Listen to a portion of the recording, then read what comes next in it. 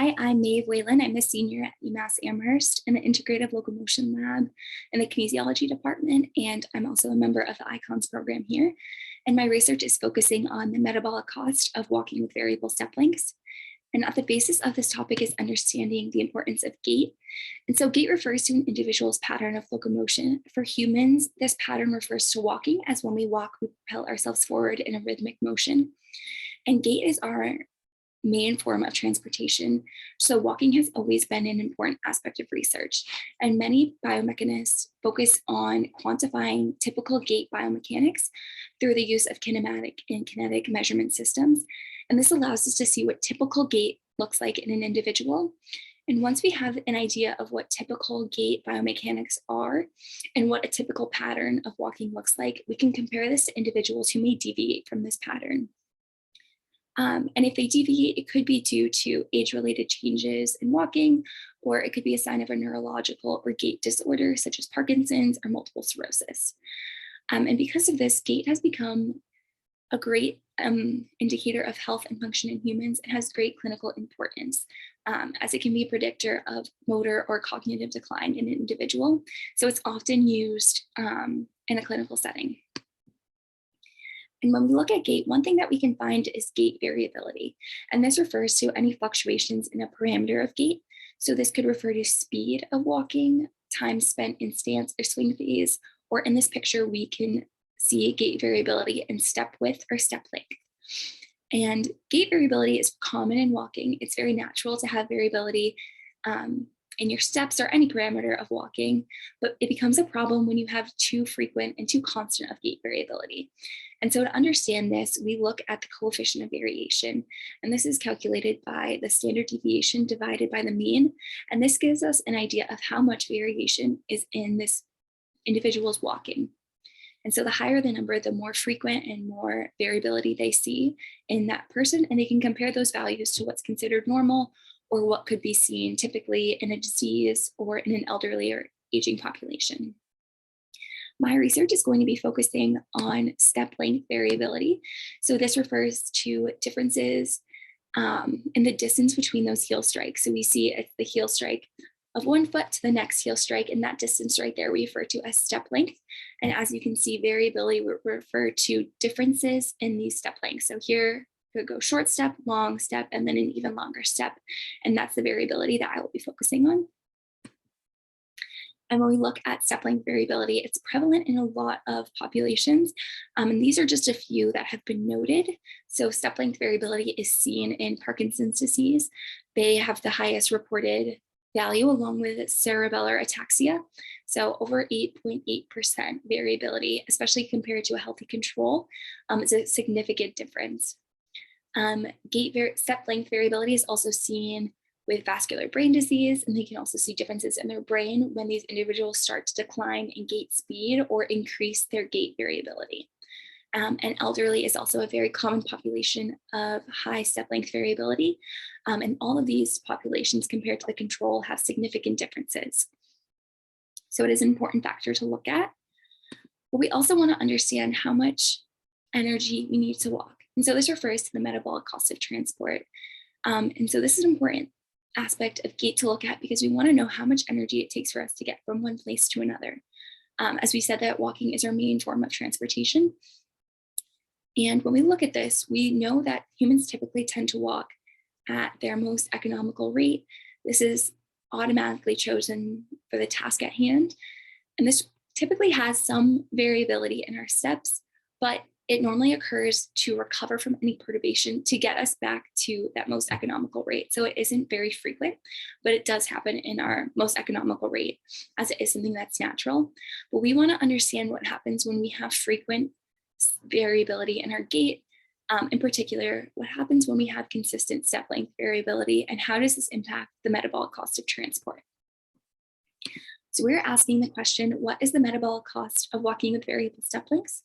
And we hypothesize that an increase in step length variability will result in a higher metabolic cost of walking. And we'll see this through an increase in the uptake of oxygen and the production of CO2, which will be seen through our metabolic analyzer.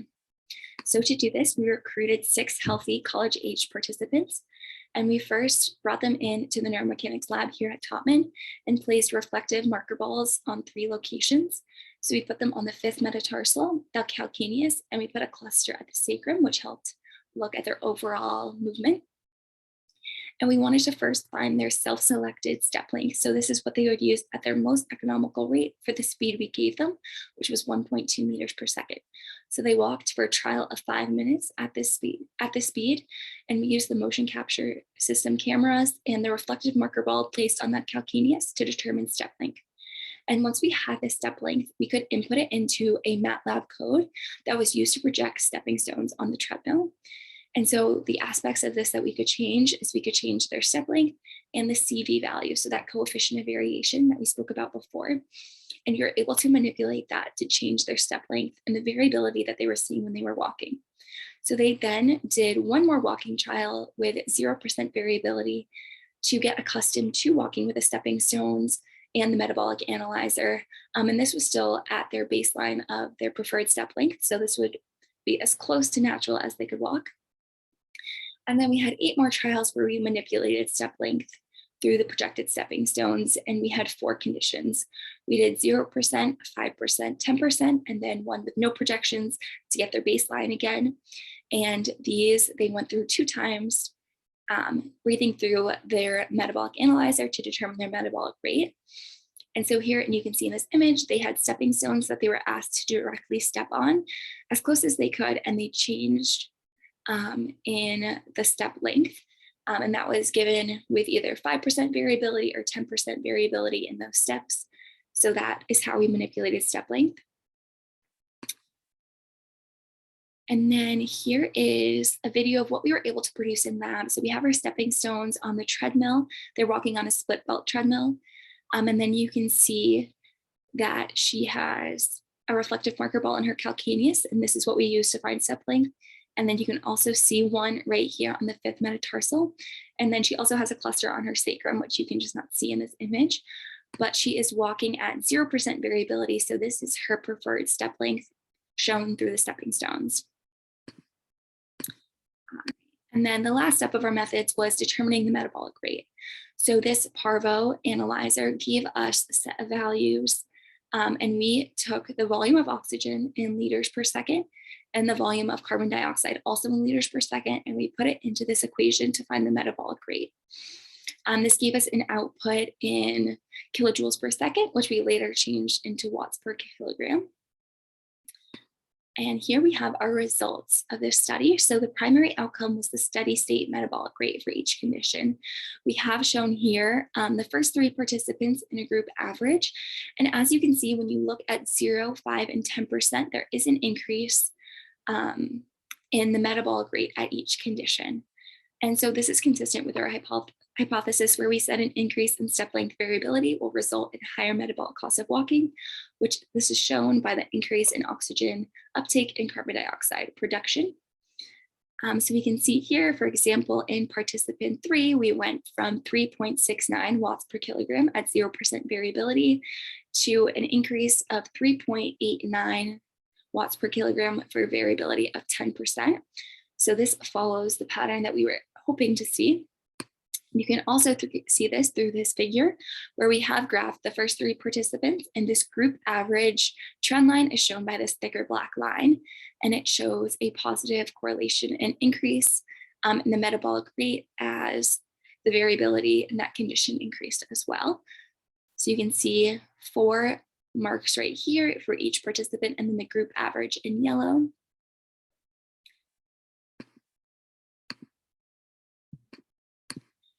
And to conclude, we hope to continue this research to test 24 participants to fully understand and get conclusive data about all of our results. And then these results will help us have a greater understanding of the energy associated with walking with variable step lengths and lead to further research in gait variability, metabolics. We're interested in understanding how this affects walking in individuals with these disorders, such as Parkinson's, like we've talked about before, that had great amounts of step length variability. And because walking is so prevalent in our lives, we would like to understand how variability can impact us.